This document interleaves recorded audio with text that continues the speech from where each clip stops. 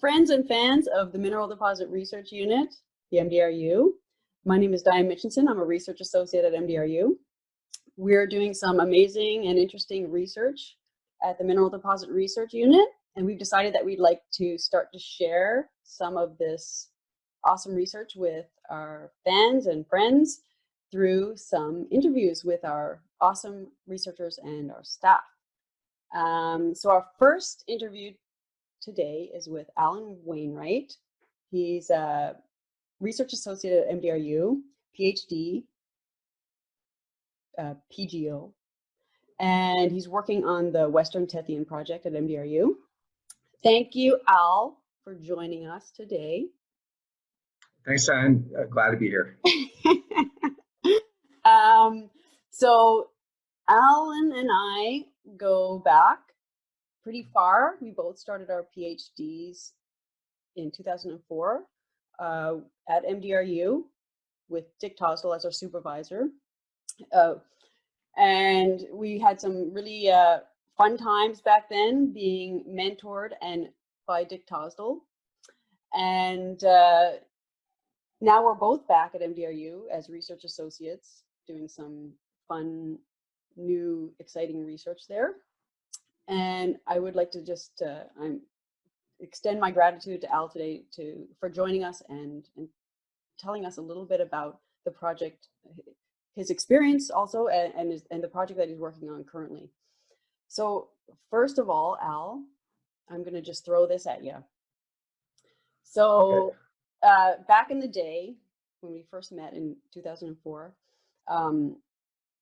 a couple of months into our PhDs, we went on the Yerington geological mapping field trip, porphyry geological mapping field trip with Dick Tosdal and John Dillis. And I remember that you and I were mapping partners. I think I was like a pretty big ball and chain at the time. You had a lot of porphyry experience, or some, I think. So I think you're kind of a bit ahead, and I was kind of really lagging behind. But I have this one memory of you that stands out big time to me.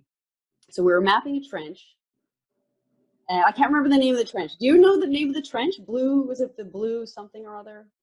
It was in the Buckskin Range, up in the upper levels of the Yerington complex, up in the advanced argillic. I can't remember the name of that wind tunnel, but yeah, wind tunnel. I do remember it. Yeah.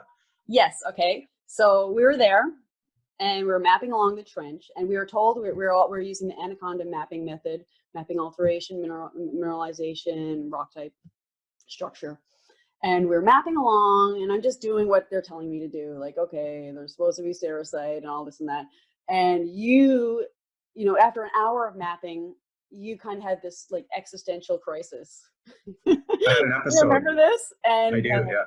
And you just were sitting there in the middle of the trench, and you called over to Dick Tosdal for help, and he came over and you said, Dick, what if we were just dropped here from a helicopter and had no idea where we were? How would we know we were in a porphyry district, or we were mapping or we were close to a porphyry? And I think at the time I was like, whoa, that's deep.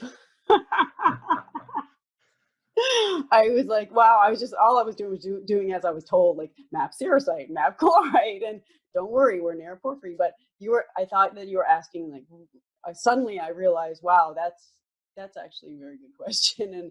And so I was going to ask you, like, what did Dick say? Maybe it was something along the line. I don't remember what he said, but maybe it was something along the lines of, you know what, you're probably here for a reason. If you were dropped here, you're probably exploring here for a reason. You know, you're in a porphyry district, and you just got to look for the right things. But maybe do you have any comment on what he said, or some advice on, you know, is this sort of an experience related thing, you know, after years of experience, or what would you kind of give as advice to somebody asking a similar question? Yeah, Dick, you know, one of the things that Dick was so great with was, you know, he was very good at transferring his experience and his kind of skill as a scientist and as a realistic observation-based scientist. you got to be honest with your observations, right? And I think that was the episode that I was having.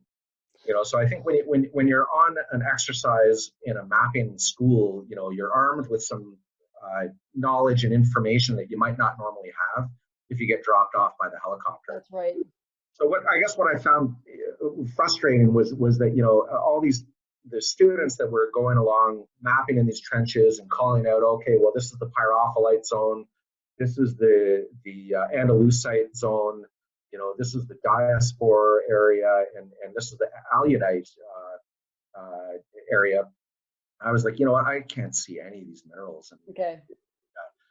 And that's when I had the crisis. And I remember it was a howling wind, and the place was like a wind tunnel. And I was in a yellow rain suit. Okay, before you go any further. That's it? Yeah, was that the wind? That's the wind tunnel. Yeah. So there you go.